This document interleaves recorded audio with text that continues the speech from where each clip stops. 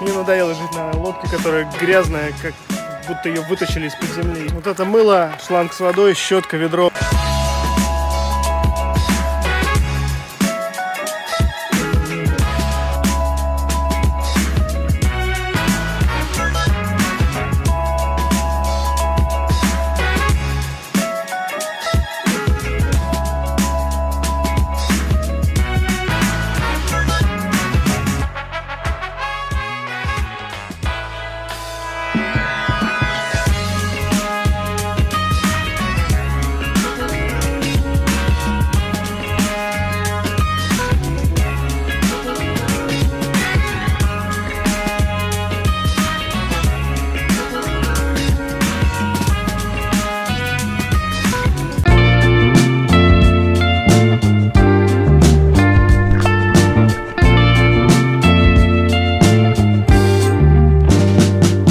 Я разобрался. Вот так вот выглядит салон бабушки, в общем-то, в убранном состоянии. Здесь за столом на вечеринке.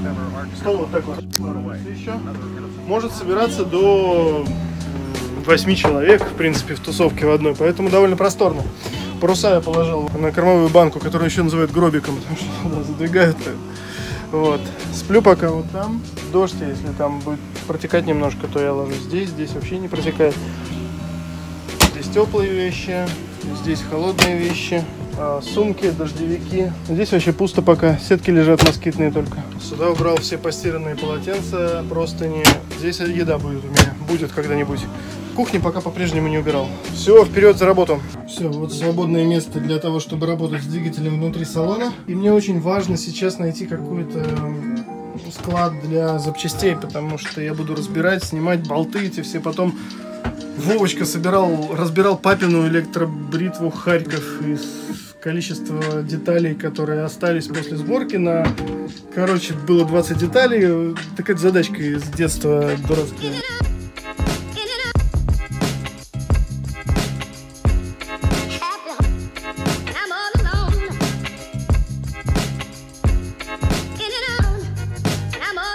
Это в очень-очень корродированном состоянии. Я тут задумался, а если я сниму трансмиссию, мы сможем вынуть двигатель? И произведя некоторые замеры с помощью рулетки, прикинул, что даже если мы снимем маховик и трансмиссию, размер, высота никак не позволит нам вытащить двигатель вот в эту дверь. То есть или никак, или нужно прям просто вообще поснимать и помпу, вот эту топливную, и стартер снять, и все лапы снять, и трансмиссию. То есть фактически разобрать двигатель внутри. И только после этого мы сможем повторить эту тяжелую операцию по извлечению двигателя, поставить его на улицу. Где? А что где? Зачем мне на улице тогда с ним вообще работать, если я все и так уже здесь проделываю? Вот в чем вопрос. Как бы только краска. Ну так покрасочные работы я уж проведу здесь. Ладно, застелю все как-нибудь вокруг. Так сказать, вот закрою 2 двери, буду там спать. Получается, к этому все идет, что ли? Солнце и ветер, это прекрасно. Какой же кайф, господи, яхта, посмотрите вокруг. И, боже мой, как классно. Что ты хочешь? Сюда, вот тебя снимают для Фейсбука. Убедительно? Убедительно. Я так чувствую, что тебе абсолютно нехуй делать. Пионеры, вам что делать нечего? Абсолютно нечего. Совсем нечего. Совсем нечего. Я надеюсь, у меня тоже будет время прокатиться здесь как следует. Да. Ну на, бери это так.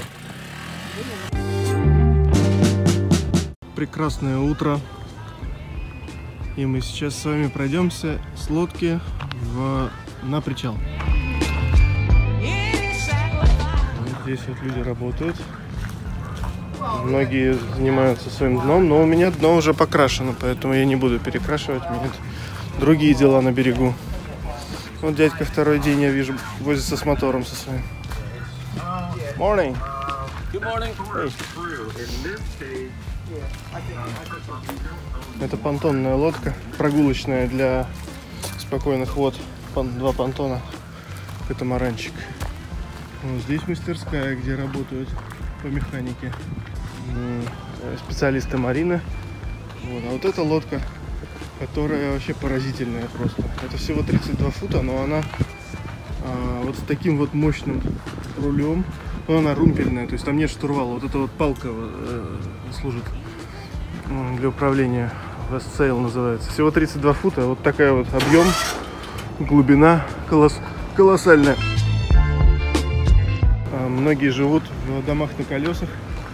Поставить дом на колесах здесь стоит типа $500 в месяц. С подключением Water Power Shower, как говорится. Шауэр вот здесь.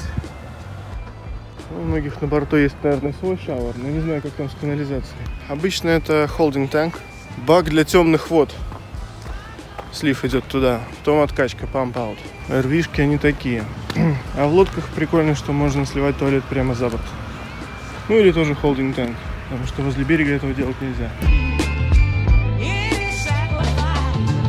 На мусорку выбрасывают всякие лодки старые. Вот стояночка на воде. $50 в день. Или сразу за месяц плати там 650 или 700. Стоянка машины стоит поразительно недорого. $30 в месяц. Говорят, это для того, чтобы люди имели стимул сюда вернуться. Оставить здесь машину и вернуться сюда.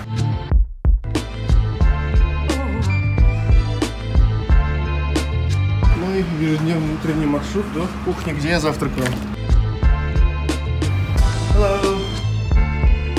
Это donation table. Люди оставляют ненужные вещи и забирают. Ocean Passages of the World. Как это мило. Это текстовое описание всех морских маршрутов. Сан-Франциско в порты Китая, Сингапура, Гибралтар, Галифакс или Нью-Йорк, Восточная и Южная Австралия. На лодке я сейчас не готовлю, а здесь нету плиты, в кухне только микроволновка. Поэтому остается гриль.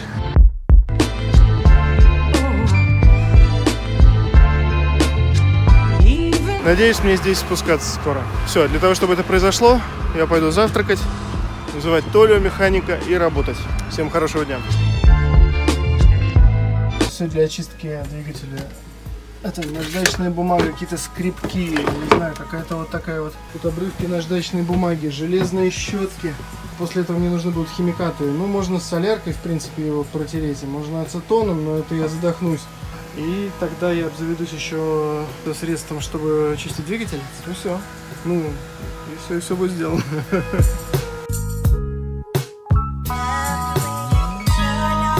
Очень сложно заказать запчасти. Нужно быть юридическим лицом, чтобы сделать это у дилера. В прошлый раз мы заказывали сами у юридического лица, который заказывал у поставщика, который заказывал у других поставщиков, которые везли с разных штатов. И при этом оплата онлайн не работает. Нет, здесь нет Алиэкспресса в этом отношении. Сложно и консервативно. А погода сегодня супер, отлично. Ветрено, прохладно, солнечно. Йо-йо-йо, глаза боятся, руки делают. Здесь вот все оборудовал, все инструменты, площадь.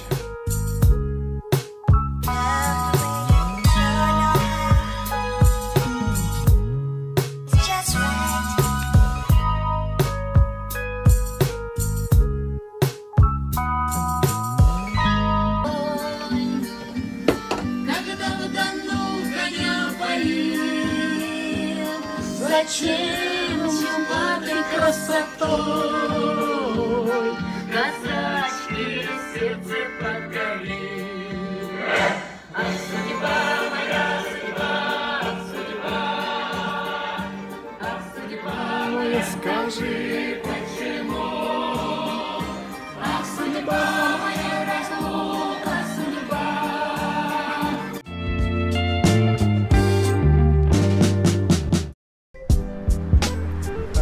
Заехали в магазин Goodwill за дешманской одеждой. Сюда все идут. Вообще, многие здесь закупаются годами, и я бы тоже здесь закупался, потому что это огромный секонд-хенд, в котором все написано. Штаны по $4.29, рубашки по $3.99, футболки по $2.29 вон там. Я хочу кофточку с длинными рукавами, чтобы не жечь руки на солнце. Заезжаем в Вестмарин, где я куплю себе это. Святых. Ну да, то есть, как бы с одной стороны все очень-очень дорого, но с другой стороны Все есть. куда не поедешь в магазин, все время в Вестмарин, и все в нем есть, все время заезжаешь. Хоть пошататься. А я сегодня куплю клей для Динги, надеюсь, тут. на первом плане. Вот здесь вот такие вот катушки охренительные для океанской рыбалки. Выйти бы в океан. Меня интересуют более приземленные, пока что, к сожалению, вещи. Вот, Supercell. Это же на что интересно, господи. В задней части магазина располагается огромное количество химии. Винил, полиш, гард, вакс, раббер. Чего только нет. Химия, все, с ума тут сойдешь, не разбираться. Я нашел себе наконец-то вот эти вот болты М10 на 1,5 для крепления двигателя. Теперь я хотя бы знаю, на что я поставлю двигатель. Ура, это было достижение. Наконец-то я сделал что-то полезное за сегодня. Boating is a lifestyle. Пытался выкрутить вот эти вот сорванные болты из основания лодки, где крепится двигатель. Еще я сегодня накачал свою лодочку Динги надувную, обнаружил, что у нее есть одна дырочка, и сегодня купил вот такой вот клей, только для хайпалон, отличный, полимарин, $60 стоит в Вестмарине. Леша по своей карте покатал мне его за 50. Заплатки был вариант купить за 27 и за $100, но это уже просто днище полное, это очень дорого, поэтому я заплатки буду искать на месте. И стал замечать, что у меня подгорает предплечье, и вот эта вот белая легкая вещь прекрасна. $2.29 в Гудвилле, но Леша сказал, что это как бы нижнее белье, underwear. Но вот Игорь стал больше похож на американца, потому что им вообще все равно во что они одеваются. Для извлечения закисших внутри сорванных шляпкой болтов я купил вот этот вот болт ремувер. Эта штука с левой резьбой вот так вот закручивается в болт, и типа он должен оттуда, при закручивании этого инструмента, болт должен выкручиваться. Чтобы его туда загнать, нужно просверлить тело болта вот этим сверлом. 5,5 миллиметров. Если этого кажется маловато, вот здесь тогда 6,7 миллиметров. Еще у меня есть другие сверла там. Вот. И если уж совсем все будет плохо, тогда я возьму вот это вот сверло DeWalt на 10 миллиметров, как сам болт, высверлю его нахрен и метчаком вот этим вот сделаю новую резьбу. Такой у меня план на завтрашнее утро. Вот такой яхтинг, такой ежедневный быт. Еще купил батарейки для фонарика и для пульта от телека, чтобы лежать на диване и смотреть телек. Конечно, я буду этим заниматься, да. Третий день я вынимаю из корпуса лодки 2 болта. Я не могу не засверлиться в них. Я немножко их огранил и пытаюсь открутить их с помощью силовых зажимных пассатижей. Смазывал, смачивал ВДшкой и прочими. Лупил по ним молотком с зубилом. Я нагревал их горелкой, раскалял и остужал холодной водой. А сейчас я сверлю, не могу засверлиться.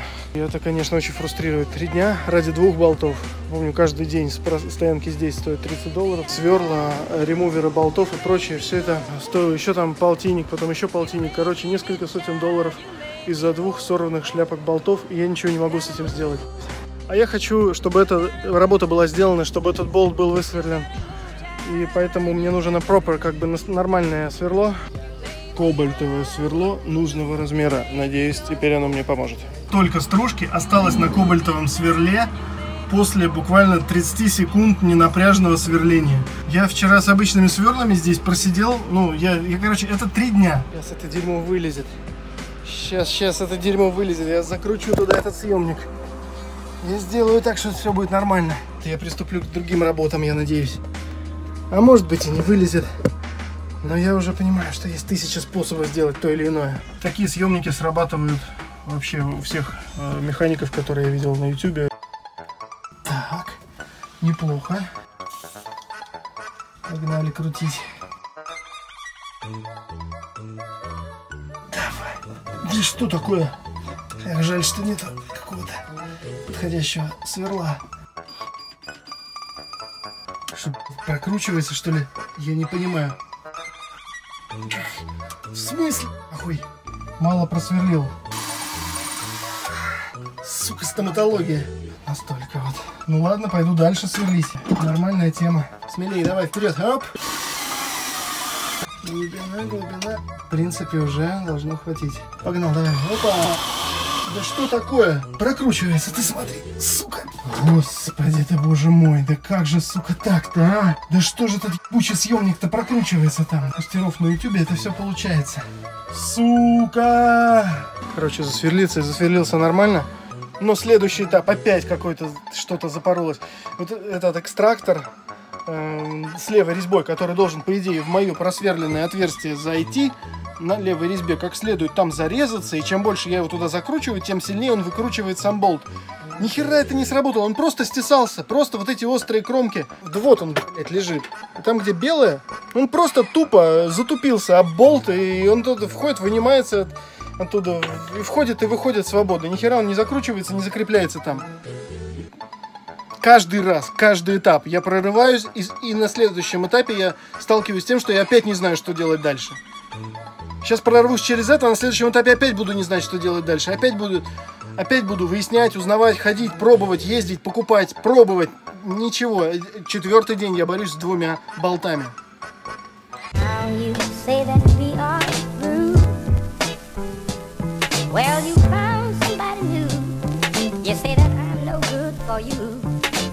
Моя обычная вечерняя вечеринка.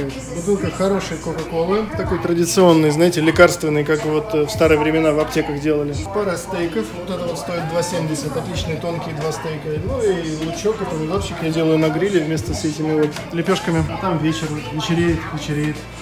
Вот так я и тусую, и общаюсь.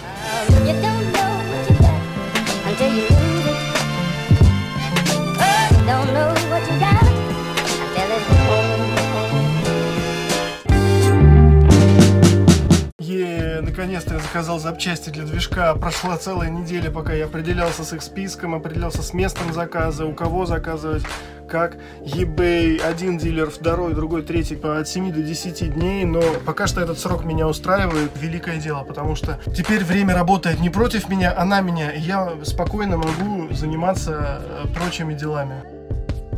Прибор указатель направления и скорости ветра не работает. Несмотря на то, что вот колышется анемометр и флюгер, соответственно. Застыли они там, заскорузли, наверное. Я надеюсь, что если найдется человек, который отважится меня туда поднять, и я сам отважусь туда слазить. Clorox прекрасный. Полстакана на галлон воды. Я купил вот такие перчатки. Слишком большие руки, потому что, натягивая одну из них на руку, я просто оторвал. В общем, не день, а какая-то фрустрация. Ветер постоянно дует с разных сторон. Работу с хлоркой нужно проводить при ветре, дующем с одной стороны. Когда есть подходящие условия для работы, нужно делать это сейчас, потому что потом ветер изменится или что-нибудь, обстоятельства.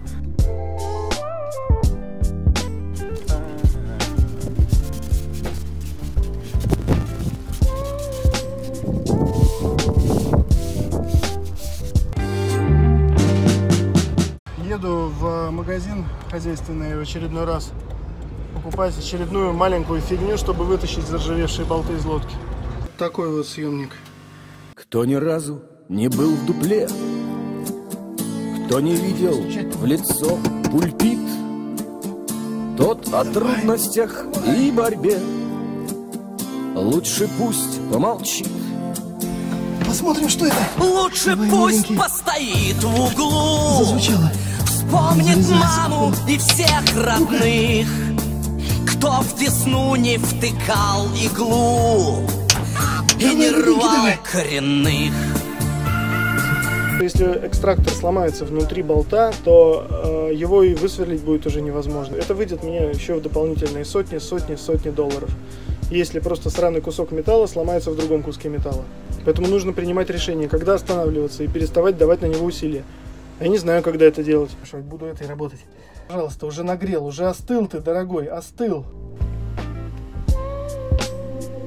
Прекрасный закат.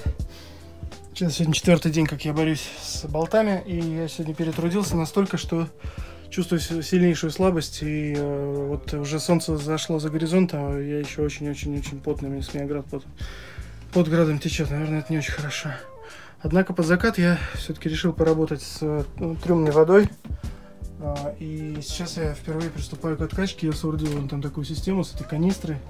Дело в том, что вода-то с маслом, и ее нельзя просто так выливать, к сожалению. И поэтому ее нужно всю утилизировать.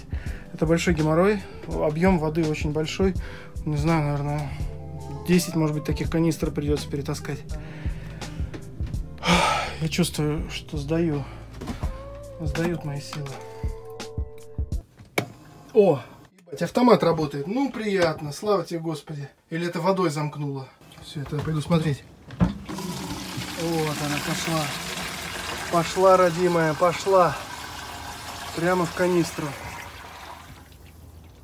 Оп, остановилась, да? Почему? Хотя продолжает качать. Что случилось? Вот этого я точно не ожидал. И вот такие неожиданности каждый день. Казалось бы, ну что может случиться? Трюмная помпа начала качать, вот пошла вода в канистрочку. Вдруг раз, и все. Она продолжает работать, а шланг что, засорилась, что ли? Так а почему она засорилась тогда? Не знаю.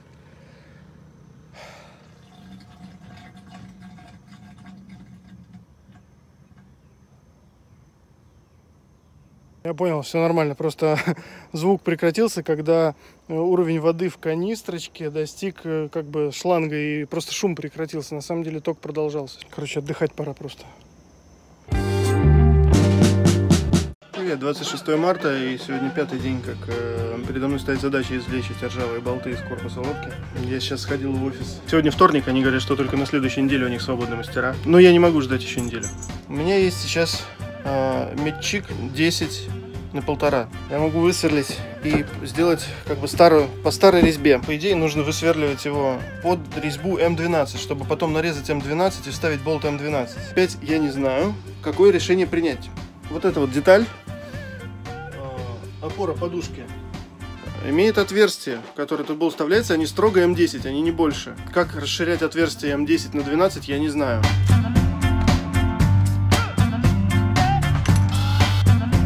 Сверло, которым я проделал дыру в болте, было кобальтовое. Сейчас буду работать High Carbon Steel for Precise Threads. Не знаю. Карбоновое, что ли, нужно? Может быть, на следующей неделе заказать мастеров не такая уж плохая идея. Эх, кто-то уже парус ставит в марине. Вот, женщина рисует. Рисует. И не одна. Hello. Привет.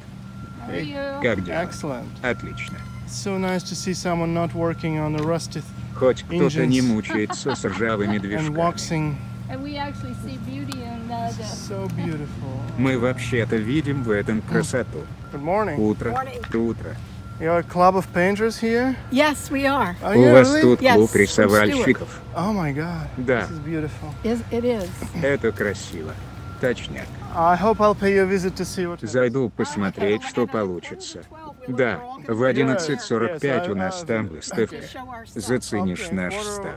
Quarter of 12. Good. 11:45. Good. Добро. Ай, господи.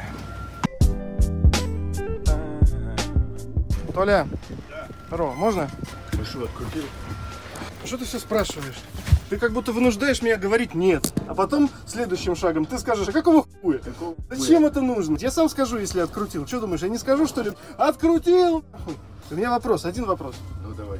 Сейчас пойду ими откручивать пытаться, господи. Заехал в Напу. Для меня заказали там кобальтовое сверло для высверливания всех болтов полностью. Вот это вот весь ассортимент товаров. Также вот это сверло, вот это вот все, что там лежит, не помогло. И я сломал ключ еще для того, чтобы открывать дрель. Ну, короче, просто, сука, мне нужен сверлильный станок. Сейчас зашел, вон он там стоит. Они говорят: мы не можем клиентам позволять работать на этом оборудовании, это только для наших ребят. Я говорю: ну, ваши ребята через неделю освободятся.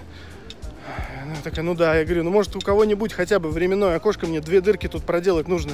I'm sorry. Очередные толстенное сверло, чтобы просверлить дырки в подушках. Мячик для нарезания резьбы в корпусе. И приехало мое сверло для этого мячика. Yes, thank you, sir. Okay, thank you. Have a great day. I wish it would. Кобальтовое. Все, погнали.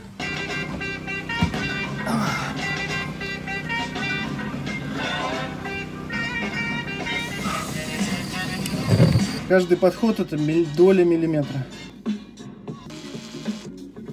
Дошел до чего? Что-то мягкое. Наверное, просверлил насквозь, да? Достаточно. Так, замутил вот такую штуку. Это метчик и с воротком. Вороток нашелся у меня отличный. Вообще такой ящик с инструментами. Там откуда мы такого взяли? Болт, ключ. Ну пошло, как по маслу. Давай. Нарезаем. Так, давай, родной. Давай, родной, давай. Отлично, отлично. Это же твое сверло было. Все, проделал резьбу, выкручиваем мячик. Я думаю, что должно быть все нормально. Это резьба в толстой пластине. Я думаю, она удержит движок. Я думаю, все будет хорошо. Эту гайку нельзя трогать, потому что она определяет уровень двигателя.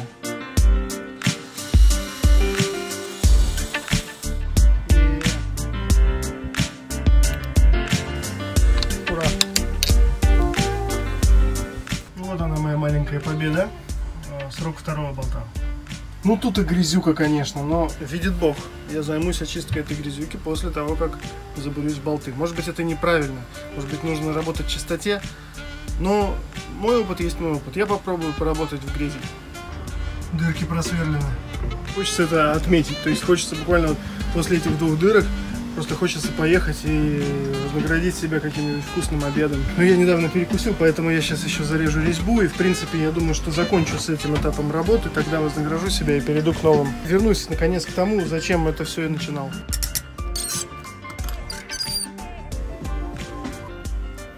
О! О, музыка моих ушей. О, радость моих очей. На вот этом будет установлен двигатель. Это День Победы. Все, сейчас нет слез, сейчас уже высохли все. Все, теперь тяжелейшее послевоенное время. Поднявшись наверх, он напился воды. Воды опресненной, нечистой. На палубу вышел, сознания уж нет. Сознание в глазах у него помутилось. Увидел на миг ослепительный свет. Упал. Сердце больше не билось. Замечательный дегризер Heavy Duty для удаления масла с двигателя, с любых поверхностей, где у меня там будет, из самого трюма. Сарайчики для масляных отходов я взял 4 пустых канистры. Взял маринную тележку, самую такую сельскохозяйственную. Вместе с маслом вода ушла у меня вот в такие вот канистры, вон они там стоят. В этой части я уже использовал Marine Degreaser, хороший вот этот. И я думаю, что я куплю его и буду использовать на остальных поверхностях. Буду снимать ручную трюмную помпу вместе с шлангом, потому что он прохудился, и это в прошлой поездке по океану доставило мне несколько неприятных мгновений, когда много воды в трюме, электрическая помпа не работает, потому что аккумулятор подсел, а ручная не работает, потому что шланг прохудился. Угу. Как бы едешь такой, думаешь, динги еще лежит такой сдутый на палубе, а плота спасательного вообще не было. И я такой... Чтобы я еще раз в это ввязался.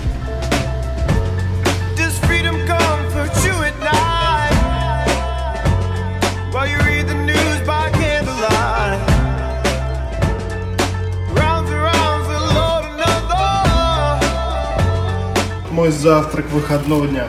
4 тостика с ветчиной, с индейкой, с авокадо и чаем с молоком. Это то, что я люблю. Я уже 2 недели без выходных работаю по лодке и ни разу не переключался. Сегодня я уже собрался и поеду на океан. Наверное, не совсем легально держать телефон в руке, пока я еду за рулем, но дорога красивая. Я взял в Walmart обед с собой за 4 с чем-то долларов, 4 огромных куска курицы с mashed potatoes, ну, с картофельным пюре. Это соусы бесплатно. Сейчас мне нужны только тапки. Блин, ну не эти же по 8, по 22 доллара. Мне нужно за $1. Вот, а вот они. Вчера общался вечером с дядькой, который в Марине тоже живет. Он говорит, я свой двигатель 2 года ремонтировал. 2 года ждал запчасти. То есть одни, потом другие, потом третьи. В итоге ничего не получилось. И я вот сейчас 2 недели прошло, как я занимаюсь двигателем. И я не знаю, что меня ждет дальше. Но во всяком случае до океана я уже добрался.